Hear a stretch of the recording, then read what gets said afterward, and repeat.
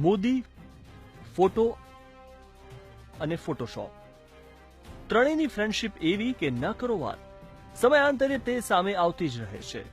વિકાસની વાતોને વાસ્તવિકતામાં ખપાવવી હોય તો ફોટોશોપ બેસ્ટ ફ્રેન્ડ છે.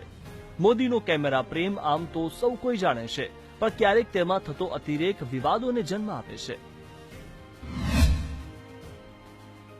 મોદીએ તમિલનાડુના પૂર પ્રભાવિત વિસ્તારોનું હવાઈ નિરીક્ષણ કર્યું તો પીઆઈબીએ એક તસવીર ટ્વીટ કરી, જેમાં મોદી વિમાનની ગોળ વિન્ડોમાંથી જોઈ રહ્યા છે. આ ચિત્ર ટીવી જોતા હોય એટલું ક્લીન હતું. ખરેખર આ ફોટોશોપની કમાલ હતી. આ ટ્વીટ સાથે જ સોશિયલ મીડિયામાં ઉહાપોહ મચી ગયો.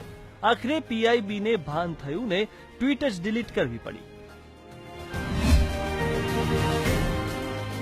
અહીં અમેરિકી પ્રમુખ બરાક ઓબામાને મોદીની સ્પીચ સાંભળતા જોઈ શકાય છે.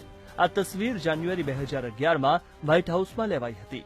હકીકતમાં ઓબામા ઇજિપ્તના હોસ્ની મુબારકને સાંભળતા હતા. મુબારકને સ્થાને મોદીને દર્શાવી ફોટોશોપ તસવીર વાયરલ કરવામાં આવી હતી. ભાજપના નવસારીના સાંસદ CR પાટીલે પણ આ તસવીર શેર કરી હતી. મોદી અમેરિકા ગયા તો ફેસબુકના CEO માર્ક ઝુકરબર્ગને મળ્યા. આ સમયે મોદી અને કેમેરા વચ્ચે ઝુકરબર્ગ આવતા જોયા જેવી થઈ. મોદીએ રીતસર ઝુકરબર્ગનો હાથ પકડી તેને સાઈડમાં કર્યા. આ દ્રશ્યો કેમેરામાં કેદ થઈ ગયા હતા, જે બાદ સોશિયલ મીડિયા પર ધૂમ મચી હતી. વિકિલીક્સના ફાઉન્ડર જુલિયન અસાન્જેના ક્વોટને ટાંકતી આ તસવીરથી ભારે વિવાદ થયો હતો.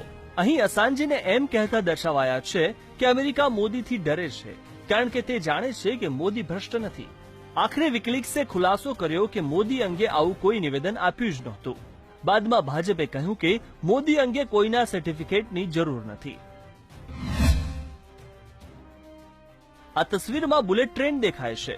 ભારતની પ્રથમ બુલેટ ટ્રેન ટ્રાયલ માટે ગુજરાતના બિલીમોરા સ્ટેશન આવી હોવાનો દાવો હતો, પણ અહીં લોકલ ટ્રેનના સ્થાને લંડન જુવેનાઇલ ટ્રેનની તસવીર લગાવાઈ હતી.